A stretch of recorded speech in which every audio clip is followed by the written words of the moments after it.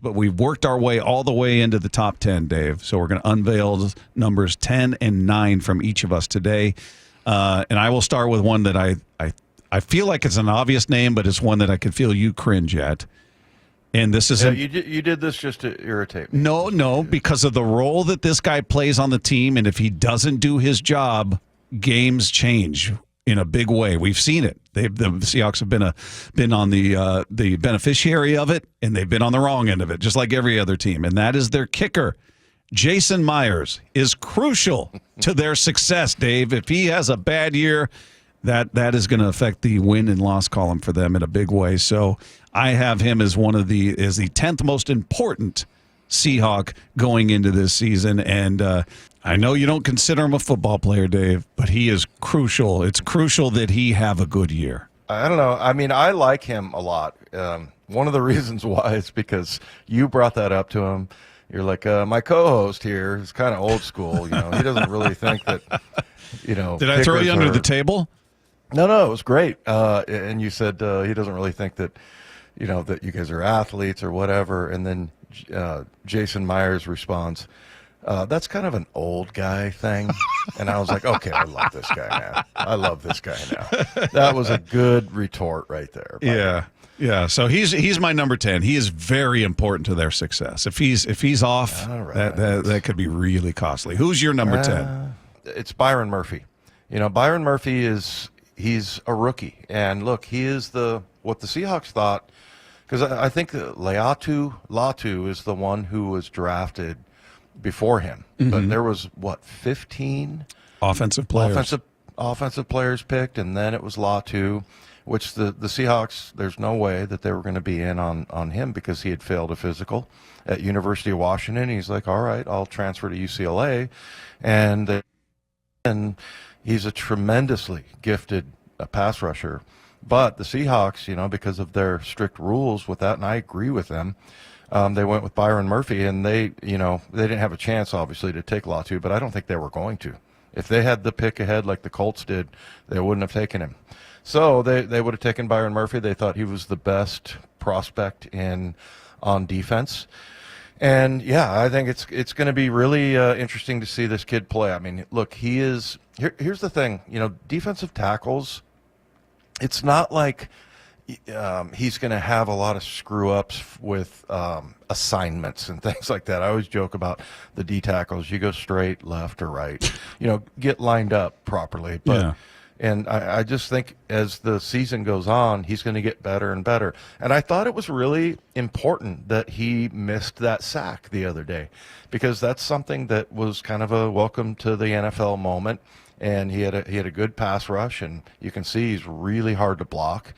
And if you get him to the point where he's going to be a problem for some of these offensive lines as far as double teaming him, you got another guy, Big Cat. Leonard Williams, that is also in that category. So who are they going to block? So I think it's going to be really interesting. I think it's important though for him to be good, because, and that's what we're doing. Most important Seahawks. That was the big problem last year, and really a lot of it was with the defensive line.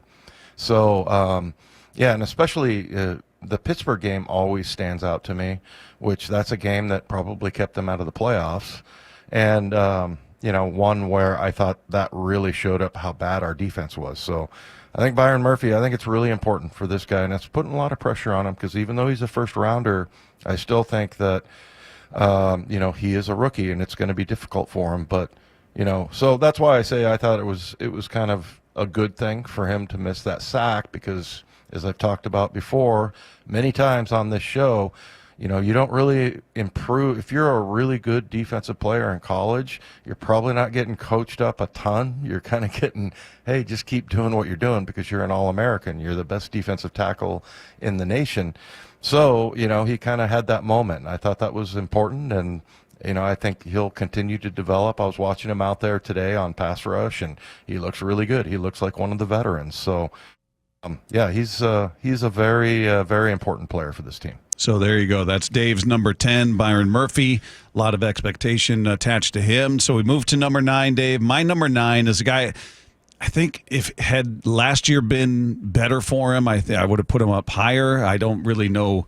I'm excited about what we've seen so far in practice and what we saw in the first preseason game. And that's Tariq or Riq Woolen, whichever name you want to go with. But I think he's incredibly important. If he can return to form of his rookie year, which sounds weird for a guy entering his third year, if he can be as good as he was as a rookie, but he was really good, and he's looked really good so far. He's got all the intangibles. He's got the speed and the size and everything, and the ball instincts and everything you want to throw out there. I think he's huge for this team. I really do. And obviously, when you've got some of the other weapons that they've got in that secondary, whether you're talking about Witherspoon or Trey Brown or Julian Love or all those guys, I think him occupying and maybe traveling with the best receiver, we'll see how often that happens. If he does that on a regular basis, he's crucial. So Tariq Woolen is my number 9. Yeah, that's a good one. I think he's going to show up later for me, or higher up the list. But I think you're right. I mean, especially the part that you talk about where traveling or shadowing or whatever you want to call it, guarding. If you're able to get that, not guarding, everything but guarding. Why are you irritating me? First you pick a kicker, and then you say guarding.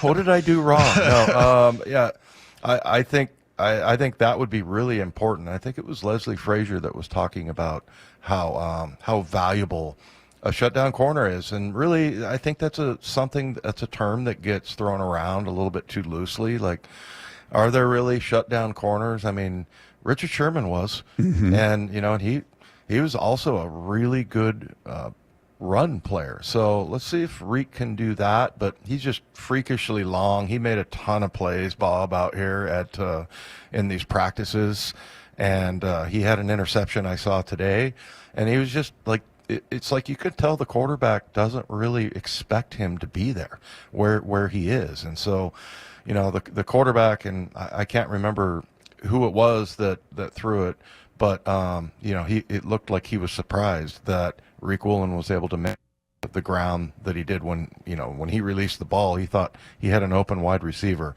He's got these long arms and legs and just freakish in that way. So yeah, I think he can be a huge difference, and I would love to see him be one of those guys that especially gets back to what he was as a rookie, which was really amazing for a 5th rounder. Yep, 5th round pick out of UTEP. Yep, well, one pick away from where Sherman was picked, right? They're both 5th round picks, and there was one or two picks difference in terms of where they were picked in the 5th. But yeah, he can be enormous, but you do have to keep his success out there in context. He's going up against Lefko's Titans.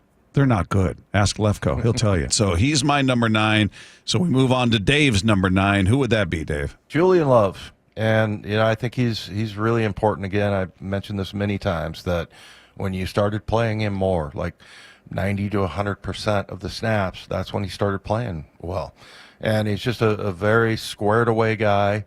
And, I saw him today, just chatted with him a little bit, and he said he really enjoyed what's going on out here. Like, it's really necessary for them to go through these things. And I think him going into the season, I don't know that he got the same sort of treatment that he's going to get this year. This year, you're the starter, and you're the guy that's going to be a leader on our defense. And so, and then, we've talked about with Mike McDonald's defense, to me, the middle of the field is really, really crucial. And Paul talked a little bit about the safeties and how they're playing guys almost like man-to-man, even though that they're playing zone. Julian is a really smart player, and I think he can disguise those things. And maybe this defense I think this defense, the things I've noticed that like up the middle is really and is really important. Like, your 2 middle linebackers that you had last year, they in Baltimore, they played really well. They had big stats. Same thing with the inside rushers. Matabwike had 12 sacks, and then they had their 2 safeties played really well. So I think he's very important in regards to how you look at this defense and how it's going to work and operate, and it's just already so much better. So much better than what we saw last year.